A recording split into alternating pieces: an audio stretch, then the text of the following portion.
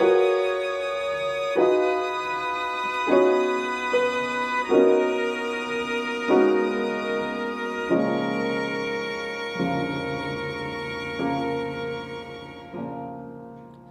is Synopsis, a series of conversations in the framework of Abeceda Institute.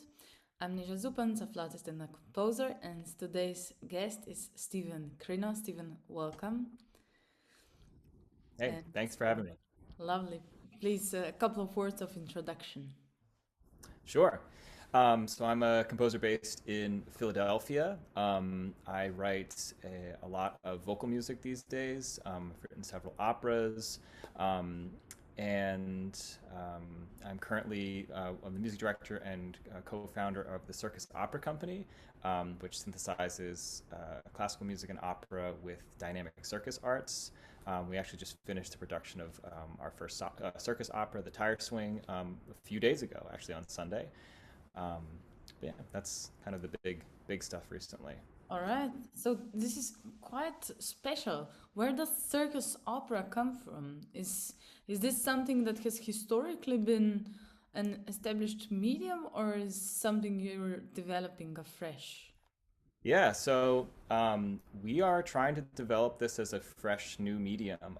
There have been inklings of this over the years, but there hasn't really been something that synthesizes the two elements in a way where they become inseparable from one another. So that was something from the beginning of this project and in this particular piece. The story itself is wrapped up in the characters doing circus. They're actually using the circus apparatus, the lyra, which is like the aerial hoop.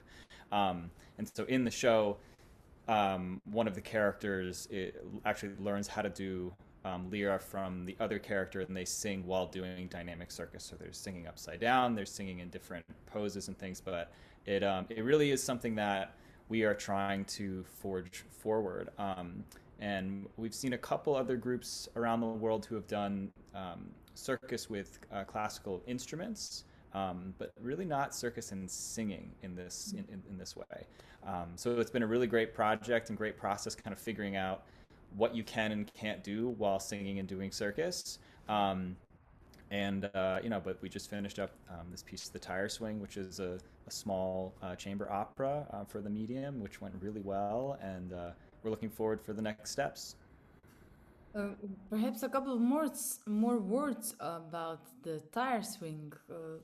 Perhaps you can speak to the contents and anything. The main subject today is compositional practice, and perhaps you can take that perspective on this opera. How does this look like?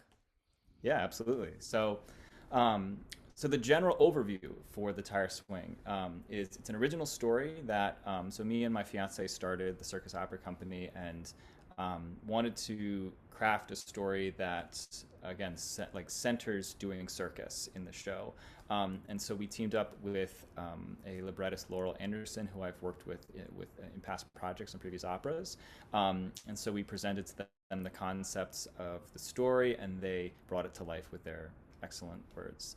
The story is a woman in her mid-30s, we would say, returning to her childhood backyard and re-encountering her 8-year-old self. And so in the story, they share like one adventure together on the last day of summer where she learns how to do circus on the lyra, which is the tire swing in the show. So the whole show is centered around the tire swing and the younger version of herself kind of teaching her how to do circus again as an adult. And so the concept of the show, the ultimate message of the show, is trying to rekindle some sense of like childlike joy through the lens of an adult.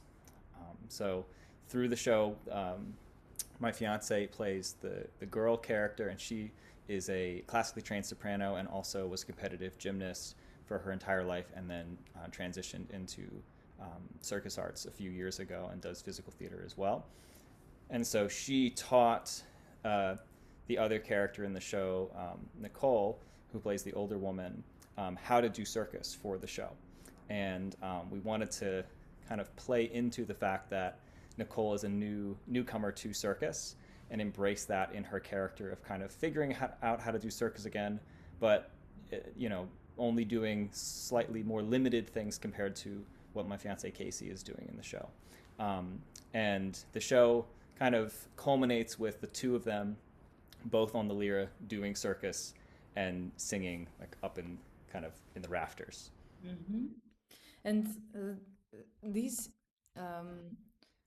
I don't know how to call them.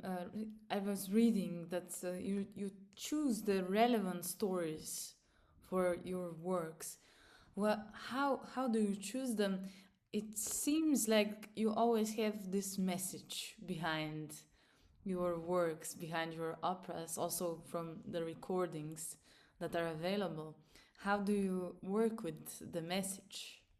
Yeah, sure. So I mean that's a huge question. I mean, I'm constantly reevaluating that question of like what are relevant stories to tell, and I think that that is something that all composers and art makers, I think, all hold in some way. So it is not it's not something only I can be doing. I think there's many different artists with different experiences of the world who have really important stories to tell. So I see it as a collective impulse from artists. From my perspective, I see that as writing about things that I'm familiar with, that really speak to me, that I feel of this moment.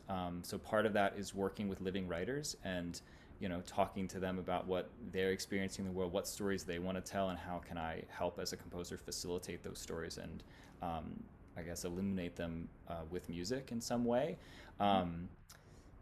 That might be just looking at the world around us and seeing what there aren't many operas about this topic. Maybe we can explore that as that. So for me, I see it as just trying to respond to what I see around me, and also trying to lift up other artists who also have stories to tell in the process, and bring that to the foreground. Yeah, uh, it's true. Probably, I mean, hopefully, there is a message in I guess most of the music, most of the artwork. Um, However, still, yeah, I could notice that the let's say the stories, the message seemed, as you said, very close to you. Very, I don't know, but it goes through the opera. I think the personal attitude there towards the subject. Um, More to the tire swing story, I thought it was really curious how um, you establish this company that is focusing on circus opera and then write a story of, because already that is basically, let's say, at least in my knowledge, not very new, as we already established. Um, and then at the same time also knit into the content of, into the story of one of these operas, someone becoming this very particular person that does this opera. It's how much does it base on maybe your life or some events that's actually happened? Sure. Yeah. So I mean, I think I would say that the opera is distilling several different vantage points that I'm seeing, and I think just in different aspects of my life. As somebody who is in their early 30s, I share some of these feelings of the older character of kind of arriving into adulthood and thinking about my past and what things brought me joy at that time, and where those things are in my day-to-day life as an adult. So in that sense, just thinking about like, oh, you really loved hiking. You don't hike anymore. Why not? Maybe you should just maybe bring that into your life in some way. I grew up playing soccer, and I don't really play soccer anymore, you know, like why not just find time in your life to do that a little bit? Again, through the lens of an adult, you know, and realizing we have different responsibilities at this age that we did as kids, but still looking for things that bring us joy from then and not feeling like those things need to be put aside in some way as part of approaching adulthood and becoming an adult. So I think that's from a more personal perspective, something that I resonate with, and a lot of my friends who are the same age as me have all kind of, I've just in conversation have heard inklings of this same type of sentiment. I also think too, part of my like other responsibilities as a professional musician are I teach, and I teach all ages. So I have adult students and I have kids as young as 5 that I teach. And I think when you have both of those demographics that you're working with on a daily basis, sometimes within families. So I'll teach like a daughter and a mother back to back or something like that. I think when you see that, you can see kind of two sides of finding joy through music. You can see young kids who are discovering joy in music for the first time, and this is something that they just get to it's their first experience with it, and so facilitating that in them is really a special experience and wonderful to see. And then simultaneously with adults, you see folks who maybe were once very musical and were playing in orchestras and different things as kids, and then as life kind of continued on, they just weren't doing that again, and this is a way for them to reconnect with music, and that brings them this like daily joy. And so I think, again, that seeing that on a daily basis, I think also filters into what I think is special about the opera and important about it, which is just like reminding ourselves of things that bring us joy and making sure that we make time for them in our lives. Mm-hmm. Mm-hmm. And it's probably relevant, especially to the busy and fast society as we live in now. Yeah, Uh, absolutely. since it I seems also the pace is just gradually heightening. Yeah, no, we definitely live in a very fast-paced society, and I think it's important to take that step back and find those things. I also think, maybe indirectly coming out of COVID-19, the pandemic and everything, I think also um, might provide a little bit of urgency to do those things again, and just, there's a certain, at least from my perspective, I think that was the first time I've ever seen things shut down like that in society, and I think that just changes your sense of urgency to do things, you know, uh, do them now. Don't wait just because life happens and things. So And how, on the base of this, do you qualify the notion of composition in your work? How wide is it then? What everything does it engulf? How do you look? How do you see this? yeah, so writing a piece. So writing an opera has its own considerations just in itself. And writing for circus has its own considerations as well. And so trying to blend these things together was a unique challenge for this piece. Um, it's only for 2 singers and piano, so that was intentional because sometimes one of the challenges in a piece that has dynamic circus is getting everything to just like line up and be timed properly. So if somebody is doing a series of skills on the lyra, you need to. Sometimes if the score is a little too fixed in certain places, you might get out of sync and you can't find your way back. And the more players you add to that equation, the more challenges that could present. I certainly think there are ways around that going forward, but I think as our first kind of step into this space on a larger level, I think it was important to keep that element as simple as possible. So I think that was one thing from an ensemble perspective, is keeping the ensemble somewhat smaller so that there could be some wiggle room if things needed to be adjusted so that everything could kind of play out as intended.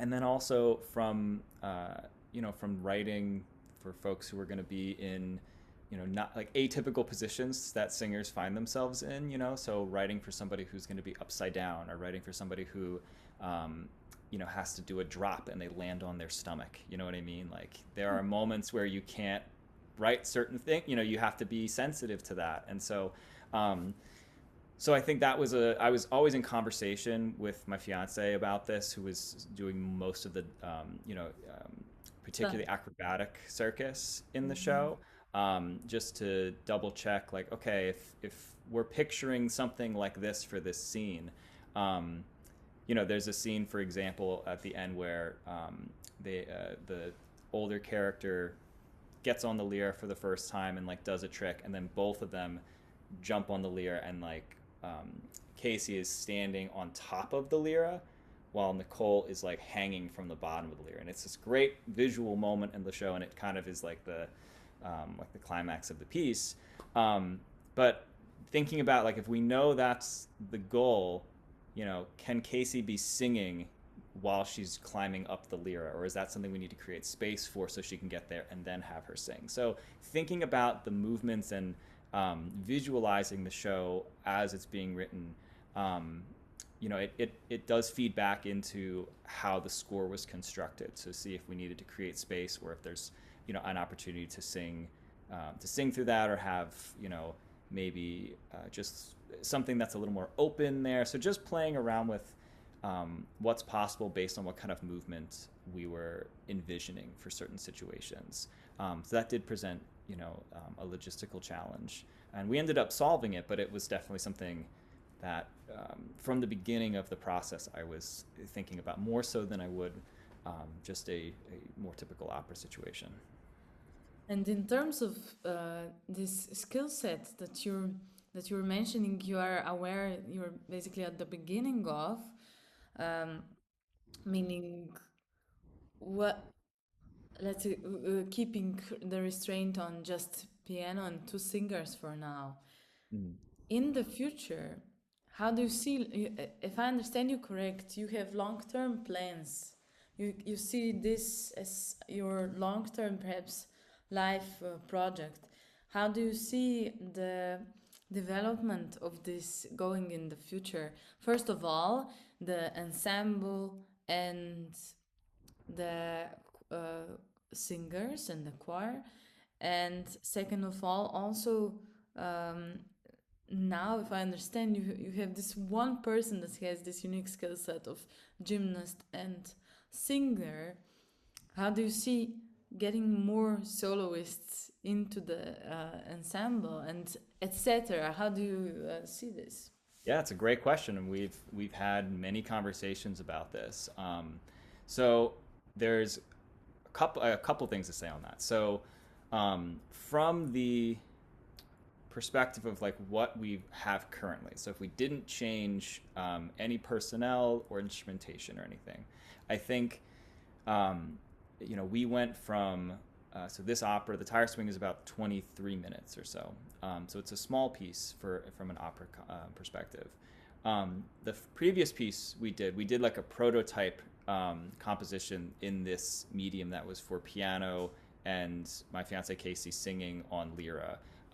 And that was a 5-minute piece. And we wanted to just see, that was now, 2 years ago, I think we did this piece. And we really wanted to just see, like, can this even happen? Is this a possibility? Is it impractical? What can we do with just a 5-minute composition? And we learned a lot from that process. We learned how important it is to embed breaks for the singers / aerialists in the project. Doing if you go to a circus show and somebody's doing like a solo aerial act or something, those are 5 minutes tops. They're quite short because it is so physically demanding to be able to do what they're doing. And so to throw singing on top of that is an even bigger ask. And so keeping that in mind and being sensitive to that, and that I'm always in conversation with Casey and Nicole when we were working on this piece, of just being like, what do you guys need? Like, is there anything, like, do you need, is there anything we need to adjust to make this possible, So we went from a piece that was 5 minutes and ended up with something larger than 23-ish minutes. So the goal is to hopefully see if we can make a larger jump to something that's maybe 40 minutes or an hour. But that has to be handled carefully because of just the physical limitations of folks who are doing circus and singing. So we've talked about, for example, in this show, both singers are on stage for the whole 20 minutes of the show. So creating opportunities for somebody to just step off and be backstage so they can get a drink of water and they can rest, they can stretch, they can do whatever they need to keep themselves loose and ready to jump back in. So finding those kinds of spaces for singers in this situation.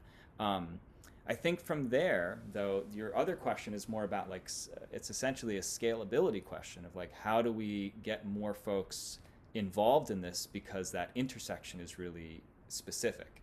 And so we have a couple solutions that are things we've talked about. One, I actually think there are more folks out there with this intersection than we think.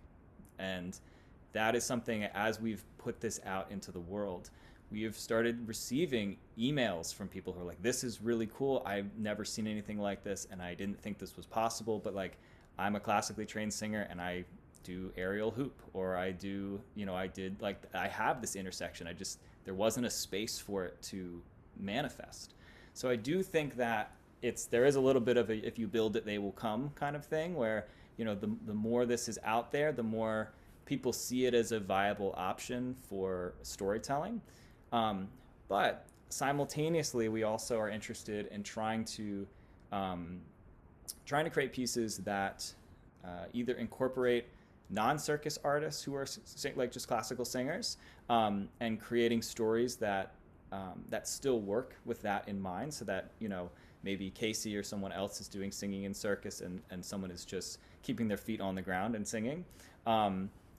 Or what we ended up doing for the tire swing, which was, Casey is a professional coach for acrobatics, so she, like, 4 days a week is teaching circus, and she's taught gymnastics for almost over a decade now. So she's a qualified coach to show people how to do basic circus, and that's what we ended up doing for the tire swing. Nicole, who plays the older woman in this show, had never really done very much circus before. She took, I think, an amateur circus class, like a beginner class. And we've, me and Casey have known Nicole for at least a decade. We went to college together. And so we asked her if she would be interested in doing this. And she and Casey trained and worked on, developing some skills. And I think from there, we kind of based the choreography around what each person was comfortable doing in that context. So I think that there's also an opportunity to show folks how to do a version of this, and I think to building stories around what folks are able to do, instead of the opposite. I don't think, for safety reasons, that you should push people into a situation in this context that they're not comfortable with. So at all times, we are always circling back and checking in and being like, is this something you're comfortable with or not? And honestly, as the composer, I don't have as strong of a hand in that process, because I don't coach and train folks in aerial apparatus. So I really defer to Casey in that regard, because she is a professional in that space. And so if she feels that something is safe and approachable for somebody, then I always support her judgment with that. But those are some of the ways we see this kind of going forward. In addition to adding more instruments, I do think that I think as we learn how to do this, more instruments will come into the fold, and we'll have ways of handling like the coordination of all of that. Great. So back to the beginning. How did you start composing? What brought you to composition in the first place, is my question. Yeah, sure. So I started composing. I think I started seriously composing in middle of high school, I would say. I just started, writing pieces at the piano. Before that, I actually grew up playing. I kind of went back and forth between playing piano and drum set, and I still play the drum set, and I love it, and it's so much fun. But I'm more piano primary these days. And I grew up playing in rock bands with my friends. I started a rock band in fifth grade and was in that world we were making our own music and, just enjoying that process all through high school and everything. And so I think in hindsight, those were some of my like first compositional experiences because while Mm-hmm. I wasn't writing the songs myself as a drummer, I was definitely responsible for like the arranging of the song. So I don't really write lyrics. That's just like this is why I work with writers, and so in those situations, someone would come in with an idea for a song, and I would kind of be the person responsible for kind of taking it the next step. So seeing what was possible with it, maybe, thinking about the instrumentation, like, oh, it'd be great if a bass part jumped in here and like, let me do this drum beat for this. And I think we need harmonies on the chorus. Let me write those. So I kind of did the scaffolding was there, but I kind of like put the finish on things. So, in simple terms, someone thought of a melody and a lyric, and you orchestrated it and harmonized it, Yeah, and yeah, absolutely. Uh, curious. Yeah, and then eventually, as I was kind of toggling between piano and drums, I just started writing music at the piano in a classical style, and it wasn't really my intention. It just kind of started happening in that direction, and and my dad actually was the one who kind of recognized that and was like, "Hey, you should consider studying composition," and I didn't know that was an option, but he grew up in my grandfather was a professional trumpet player and like was playing in like the classical and like the Broadway kind of scenes in the United States, and so I think he just had a better sense of that as a possibility, as something you could actually study. And then from there I started working with a composer based in Philadelphia, and kind of took off from there. Curious. So, how do you see this band, maybe rock band or pop band? This tradition is a role of starting with composition. Maybe a question in general. Do you see this also in your environment in general, that people start to compose there and move on? Do you know these more of these composers with this background? Yeah, absolutely. Because I'm starting to notice it now, and it's fascinating. Yeah, um, I would say a majority of composers in my generation, at least in the United States, I think a lot of them had that background because um, I think that that option and just that space to make music is just a little bit more immediately available for folks. And I don't know why that is necessarily. It just seems to Mhm. be the case that um, uh, a lot of folks fall into rock bands and things early on in their life. And what's really nice to see is that a lot of composers in my generation are also um, continuing to embrace that and just doing both. And they still write, classical music or something that's more experimental, and they're still writing in a band setting and have some sort of additional project where they get to, continue that. So I see it all the time, and I think it also has to do with what music composers are listening to as well. I think a lot of composers in my generation are also taking inspiration from a variety of different styles outside of like the kind of standard like classical canon that we think of. And I think this is a great thing. I think just pulling inspiration from anywhere that music resonates with you, I think is important, and I think it creates more interesting, unique voices too. So Yeah. I think it's great. But the question then is, why would you? I mean, of course, terminology not it might not even be the most. It's not important when you're in a rock band. Look, Mhm. but at this point, it's interesting that you say you arranged.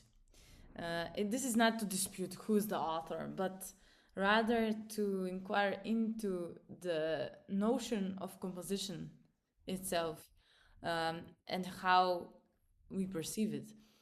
Because, Sure. why do you say you were the arranger? Uh, anyway, in a band, as I understand, everyone contributes a little bit.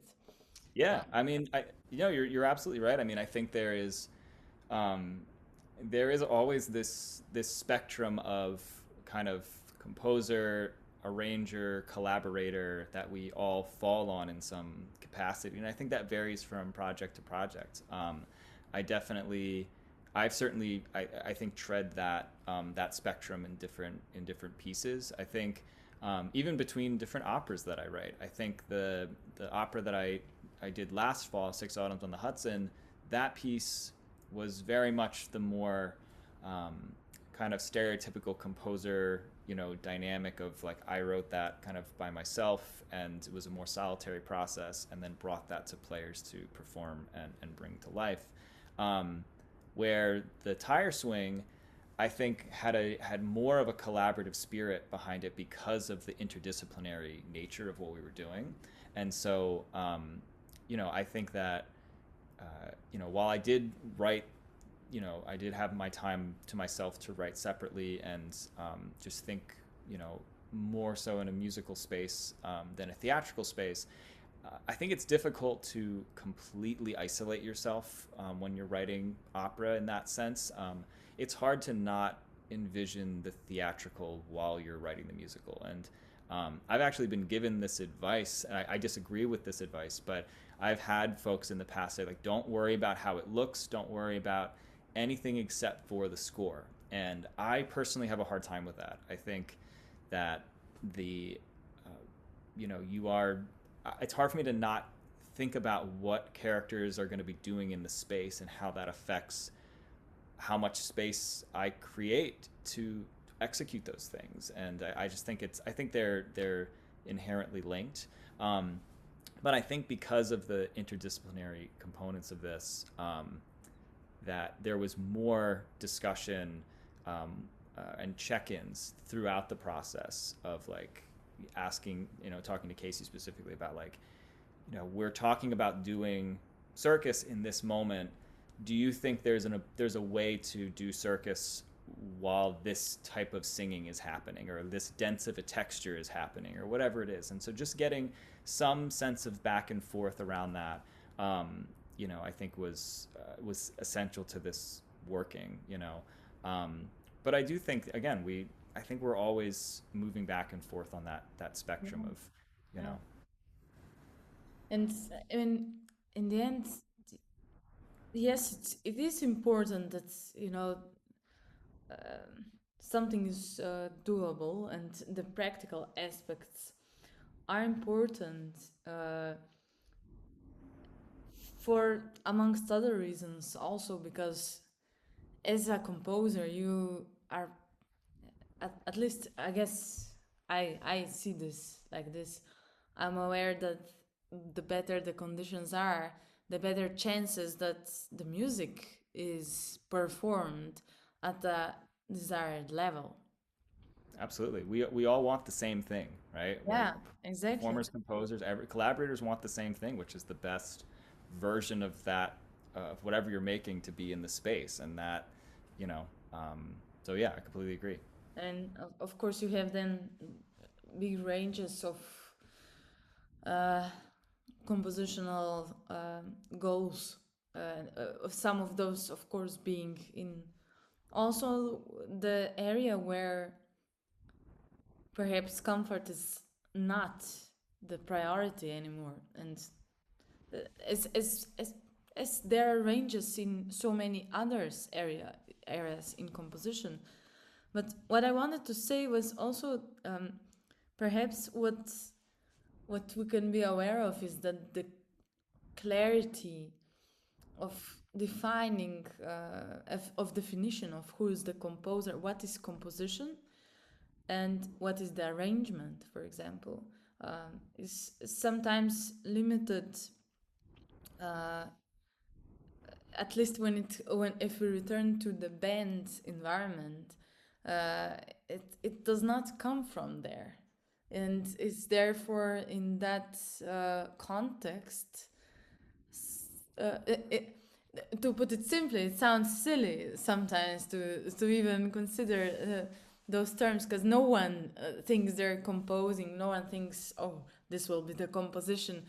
But again, at the same time, what I wanted to make a point before us also, it doesn't mean it's not composition because it's not considered as such, and because and what I wanted to further into is what do you see as the common denominators of these different types of composition, one could call them? Because a question I like to inquire into is the universal notion of composition. What do you see from this example, for example, that what could be determined, or at least temporarily set, is the universal of composition? Yeah. I mean, I think to go extremely broad with it, I think it's on some level just making choices, right? And I think that a composer and an arranger are both making making musical decisions about the piece. I think that I think ultimately I do think there's a certain sense of a kind of a cultural understanding of like what we think of as composers and what we think of as like arranging and like almost like a songwriter as well. So that's the other term that gets thrown into the mix a lot, is somebody who I've noticed in like the kind of the pop rock kind of world, the primary kind of writer in that context is usually considered a songwriter. And I think that is kind of I would say it's essentially the same thing in some way, a composer and a songwriter. I think that there's a certain kind of, again, cultural definitions of how we've put those terms in different places, but I think that ultimately they are both primary choice makers in the process of bringing some musical piece into existence. So I think that's as broad as I could take that. And again, I think that there's always some back and forth with other folks, and this has even come up in like copyright disputes as well, around how if somebody writes a song versus like the performance of a song, if that performance is like so radically different that it kind of makes the song, then that person, it's more than just how they've played it. It's they're putting a compositional choice into the piece, and so Or is so I it think a performance choice then? it's hard. I think that it starts to fall into a gray area, and I think I welcome that. Like I Because welcome it's the clear ambiguity. that interpretation or performance itself has great power, of Yeah, course, also in bringing a composition to sound. yeah. But, So but all these things yeah. come together in some way, and so it does become murky, where everyone's responsibilities end and the others begin, for sure.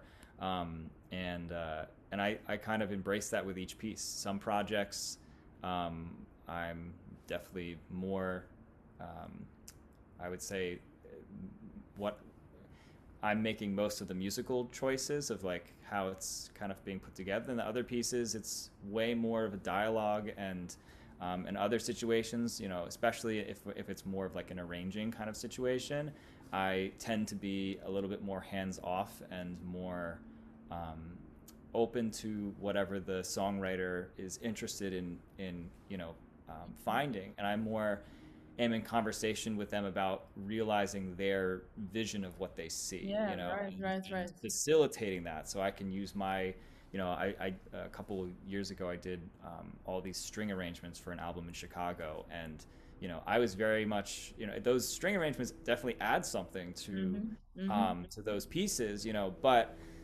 the I think the creative impulse, the initial impulse, was not my own for those songs. There was a songwriter who wrote an entire album, and so when I'm in that kind of space, I am way more deferential to the songwriter of like, what are they envisioning, and then how can I use my skills in the situation to, you know, best bring them towards that in the ways that I see through, in this case, the string parts, you know. Mm-hmm. But there's always, yeah, there's a lot of different um, versions of this creative process ultimately. Yeah, sounds like there's quite some clarity in terms of these distinctions between different types of composing needed in order to be able to facilitate what, in, for example, this case, someone needs from you to realize their vision.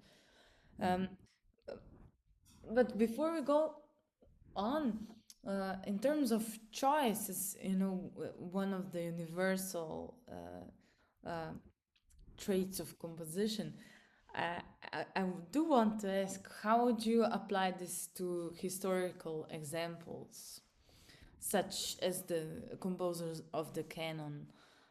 For example, Stravinsky would be a simple example, probably. Sure. I mean, Or any composer. I'm just curious, how do you see choice making as the one of the primary qualities of composition? I Which think quality? ultimately, I think that there is uh, some sort of vision that you are after of something, or some sort of vision of something you're maybe exploring. Maybe you don't quite know what it looks like, but you are heading towards a direction you sense is important in some way. And I think that the choices a composer makes to get towards that, I think, are ultimately what makes the piece the piece. And um, yeah, I think that, yeah, so I think I think that's the best I can do with that. Hmm. Or does the composer actually choose the direction, the very final, or at least the very destination where to go? I think there are different I think there can be different levels of that. I think if you start thinking about the way composers in the 20th century start suspending, you know, start allowing more like chance operations in their music, for example, I think then the composer is thinking a little bit, is a little more engaged with that, you know, with this question, and I think opting to create spaces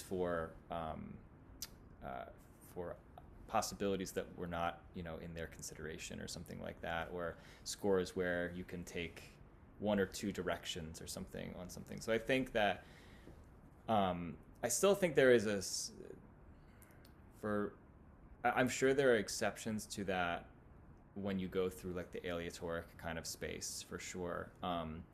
But I think ultimately a composer is setting that in motion in some regard and is creating that situation in some way. Um, but I think that it's a question to certainly engage with. For And example, what kind of choices would Bach made? Would have Bach made? sure, I think that um, given the context of what he was writing, let's say he was, um, you know, harmonizing like a Lutheran tune for a chorale or something like that. You know, I think in that kind of context, he was given a circumstance and has to, you know, make choices around how to accomplish that circumstance. If there's a particular, you know, harmonization he's trying to create, so figuring out like how many ways can we harmonize the same tune. You know, what could, if it's in the soprano, what would what would a different, how many different alto lines could you make to this? And we have examples from his chorales that he did harmonize the same melodies over and over again in slightly different ways to kind of see, what could be possible. So I think that each one of those, there are different, he's seeing different possibilities with that material and still heading towards, the goal of what is, in front of him, which is to like realize this in some way. Or perhaps the choice between how to please the church authorities and at the same time stay right faithfully to the his own music vision. Certainly, and that's certainly true. There's the internal kind of the choice of the path in between. How far to risk. That. Absolutely, and that's another important consideration, that composition doesn't exist outside of a context of some kind, some sort of social context, and the is that a quote? No, I don't think so. Just just that there's there's always an art world around how a composer is making what they're making, even if it's not. Even if it's somewhat indirectly, related to what they do, but I think of somebody like Charles Ives, for example, who he wrote for his time pretty radical music, and in retrospect, incredibly forward-thinking music for his time. And there wasn't really a space for his music at the time. It was pretty unconventional, and he found his ways of getting his music to happen. But he was an insurance salesman for most of his life, and that was his primary way of kind of making a living and and surviving. And that, again, that is still the world around him, and the art world of what the aesthetics are at the time, imposing a certain path for him. And so I do think that composers have to are always navigating that on some level, and deciding if it's a project that they're commissioned for something, figuring out how much what kind of liberties can I take for my own artistic kind of endeavors and goals versus, fulfilling whatever is being required of them,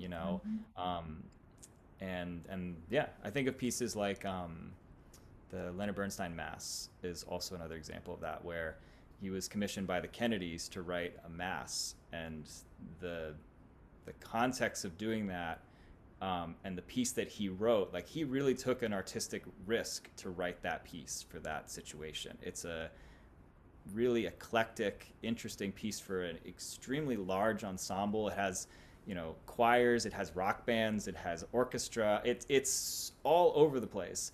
It has, texts from different faiths in there as well, woven in. And so given that circumstance of composing a piece for the inaugural, for opening of the Kennedy Center,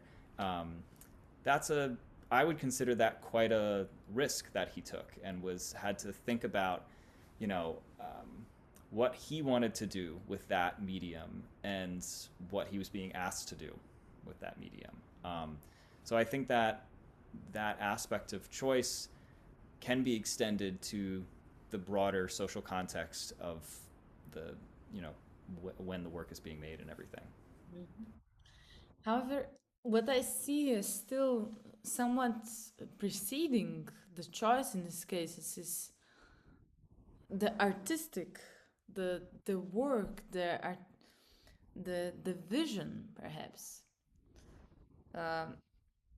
Do you see that as part of composition? And because choice refers to something very rational.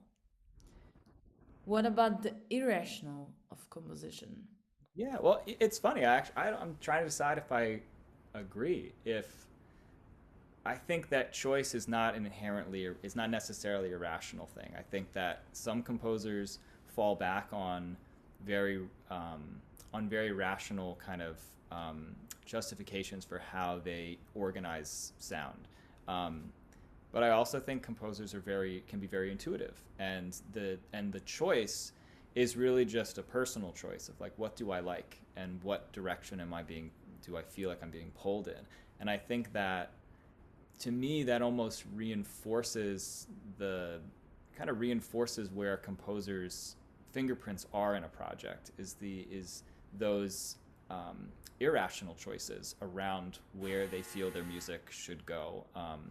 And I consider myself a very intuitive composer as well, and there are certain things that I kind of joke, it's like I just can't help myself when I'm in a piece, when I'm writing it, that I go in a certain direction, and that has a certain fingerprint to it, whatever that kind of that convergence of aesthetics and of whatever it is that gets filtered through my choices in some way, and they're not necessarily rational. It's more just leading and moving towards something that I find moving and important in some way. But then I have other moments where it is more of a rational choice of, or more rational choices are in the room with it as well, even with just setting text and thinking about like, how do I want to say this line? If the goal is to say these words with a particular inflection, how can I accomplish that? And so there's a little bit more of a cerebral process to something like that. But I think that's again, another spectrum composers traverse all the time, is that more cerebral and more intuitive kind of space. And I think that concoction is part of choices. It's choices are on a larger umbrella over top of that, if that makes sense. So, how does a composer nurture that irrational and that cerebral? Or actually, how do you do it? If I you mean, ever thought of it. oh, I no, I think about it all the time, because my background in composition, I feel, traverses both of those spaces. I was someone who, my early composition studies were extremely technical, and it was like harmony, counterpoint, and like all of that stuff, and I love that stuff, and find value in it. But at the same time, I think that when you're writing music, you're not writing a counterpoint exercise. You are trying to you have a vision for something that you're trying to create. And for myself, since I do a lot of opera, the story is always the most important thing. Is that at the end of the day, you are trying to tell a story in a convincing way that affects people and is meaningful. So I'm always traversing this. I think that it's very much a time and a place kind of thing. There are certain situations where, if I'm writing something that has more of a kind of a contrapuntal texture, I might be in a slightly more cerebral space for that, to kind of work out the details of that. And then in other situations, the piece kind of writes itself. Like, I don't really, you just kind of know in this very grounded way that this is where the piece needs to go, and you just let it go there. I think that composition for me is can be moments that are challenging, and then other moments that are effortless, and I kind of welcome both. I think they both are part of the process, and I'm not afraid to let my music be effortless to write. I like that. And honestly, sometimes the music that I write that is the easiest for me to compose, when I Easiest to talk to perform. folks.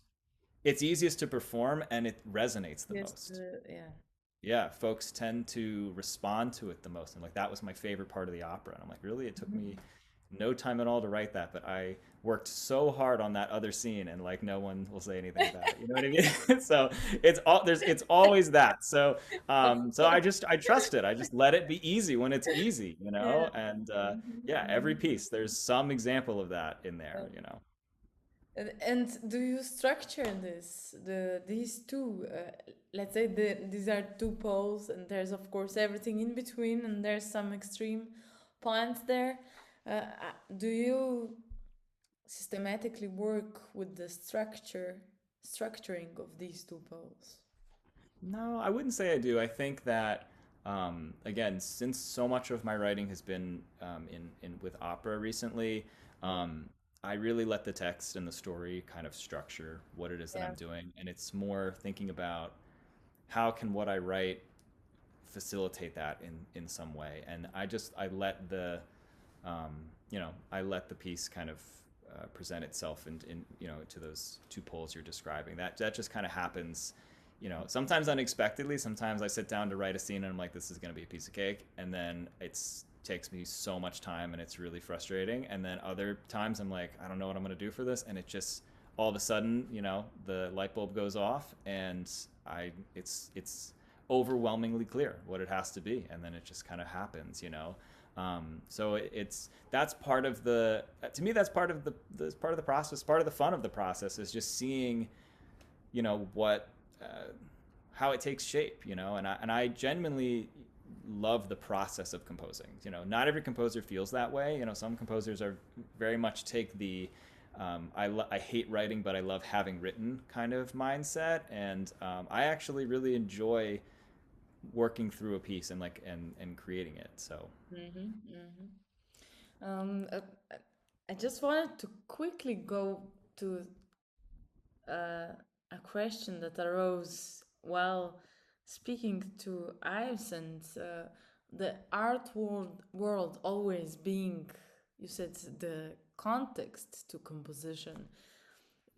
What crossed my mind then was that basically not there not being place for his work was his context then, if if I understood you correct. Like you said, there's too innovative for that time. I think that's a huge piece of it for sure. I think also thinking about his roots in New England, and that is also a context for him, and the the music that he's writing, how that inspires him. Um, I think other artists around him are also writing interesting music that he's Yeah, consuming, and so I think it's one facet of it, which is the what is for lack of better terms, like what's programmable at the time, and that's a huge, can of worms to open about like why that is what it is. of course. And I actually wanted to continue from that perspective. What about today? You know, uh, out of curiosity, how you see today this happening, since at that time still the I'm not saying today it's unlimited. I'm more saying that today it's more and more difficult to limit something to a certain in mainstream genre, um, and because every so many things are happening. How do you see today uh, this context working for a certain composer? Yeah, I mean, um, I think figuring out or seeing what space and what vectors there are for new music in the 21st century. I think looking at what established ensembles, looking at what they're programming, what they're not programming, what they could be programming a little bit more of, a little bit less of. So just kind of getting a sense of what is the kind of current expectations for large ensembles, and um, I think that it's going to vary between different ensembles, and without naming names or anything, but just that some ensembles are established entities and they are really only interested in performing music from the past, and they have no interest in contemporary music of any kind, even something that is more accessible. It's just doing things of the past.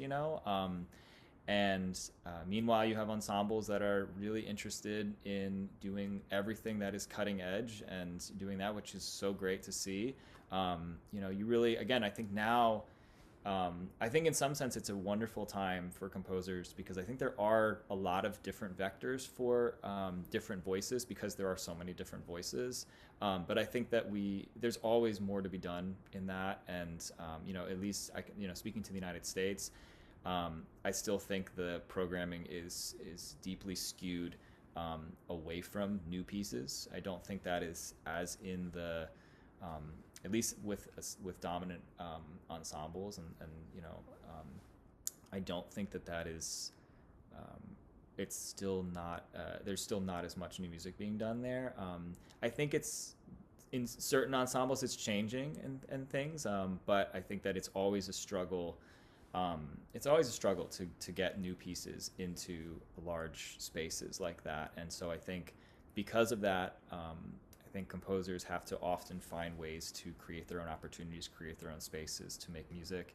I've certainly done that with the last two operas that I've written. Have been self-produced pieces, and what's really great about that is that when you make those spaces, you realize how many people actually would come to see this and see things that you've written.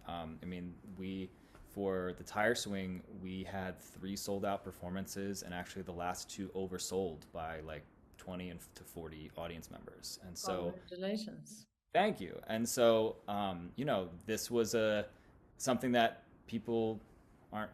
This is not something people have done very much of. And so, I heard somebody say, an opera composer say in like a seminar, like, folks don't necessarily know what they're looking for until they see it. And so I think you do have to trust that, if you sense that something is a interesting idea and is artistically meaningful, I think it's important to trust that impulse. And, because I think there's more people out there than you think that would be interested in that. It's just cultivating an audience and getting folks to see it, finding ways to do that. So, so I think that there's still lots of great new music happening, and we just have to be on the lookout for it, because it might not be in the most established ensembles. Mm-hmm. Wonderful. Well, I'm looking forward to hear the circus string quartets and operas. And since we're approaching the end of this conversation, at least for today, I would kindly ask you to conclude with 2 messages. One short message for anyone that's initiating their composition studies, and the other one for anyone that will be listening to your music after hearing this conversation. Sure. I would say for young composers, I think it's very simple. Just write what you like, and just keep writing what you like. That will change over time, but lead with what you're interested in, and that will take you in the direction you need to go in. I think that helps you find your voice and everything. So just, well, of course, still listening to what's out there and around you to change, to challenge your perspectives and everything. At the end of the day, write what you like. And I think for folks who are interested in seeing or listening to any of my work, I hope that, speaking to the Tire Swing specifically, I hope that you watch it and listen to it, and in some way, some aspect of who you once were as a child is rekindled, and you can find a new avenue for joy in your day to day. Steven Crino, thank you very much. Cool. Thank you.